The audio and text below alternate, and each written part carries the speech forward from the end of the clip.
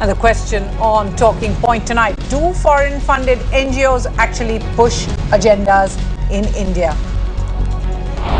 Is it possible at all to have a discussion on the basis of facts with both the NGO and with the government? Sreeram, I just want you to get a quick response on it. Is it possible to have a reasonable negotiation with an NGO which has already taken a posture on an issue such as Kudankulam, vis-a-vis the government which has already gone so far ahead on that plant? Is it possible at all?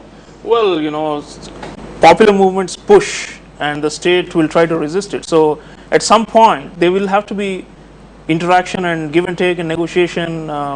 You know, some will give ground. But you have argued, Sreeram Chaulia, that in fact there are many agencies like DFID, like the Ford Foundation, that in fact push the agendas of the countries that fund them.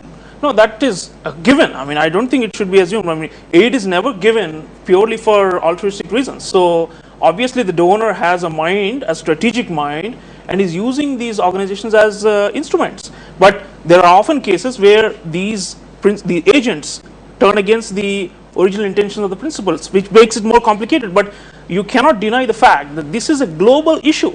It's a fact where you have the global north, which has primarily been the main donor of most of these organizations, the charitable, so-called charitable and humanitarian and developmental organizations, and they in turn are like prisms through which the interests of the donors are transferred onto the societies of developing countries. Uday Kumar, answer that essentially you are being used to push the agenda, the prism, as Sreeram Chaulia calls it, of larger Western powers. The state.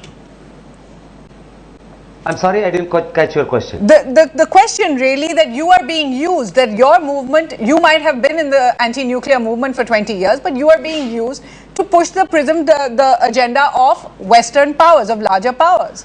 No, absolutely not. I am a patriotic Indian. I am fighting for my country. I am fighting for my people, the people who have been denied a voice in the development politics. The fishermen, the farmers, the beedi rolling women, the Dalit workers, they all have a right to development. And that development has to be viewed in a different light. But Mr. Uday Kumar, too many self-appointed spokespersons. You know? Self-appointed spokesperson. That's an important point that he's making. What makes you the one who should take this issue forward? Why is it that the state cannot be relied upon? I am an educated citizen of this country. I have a set of values, and I think nuclear power is not safe for the future generations.